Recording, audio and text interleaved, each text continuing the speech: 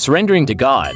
So Abraham called that place the Lord will provide. Genesis 22:14. Read Genesis 22:1-3. 6 verse 12. Born on a farm, Judson Van Devender learned to paint, studied art, and became an art teacher. God, however, had a different plan for him. Friends valued his work in church and urged him to go into evangelism. Judson felt God calling him too, but it was hard for him to give up his love for teaching art. He wrestled with God, but at last, he wrote, "The pivotal hour of my life came, and I surrendered all." We can't imagine Abraham's heartbreak when God called him to surrender his son Isaac. In the wake of God's command to sacrifice him, there is a burnt offering. Genesis 20:2. We ask ourselves what precious thing God is calling us to sacrifice. We know that he ultimately spared Isaac. Verse 12. And yet the point is made.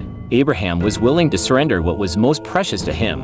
He trusted God to provide in the midst of a most difficult calling. We say we love God, but are we willing to sacrifice what's dearest to us? Judson Van Devender followed God's calling to evangelism and later penned the beloved "I Surrender All." In time, God called Judson back into teaching. One of his students was a young man named Billy Graham. God's plan for our lives has purposes we can't imagine. He longs for us to be willing to surrender what is dearest. It seems that's the least we can do. After all, he sacrificed for us his only begotten Son.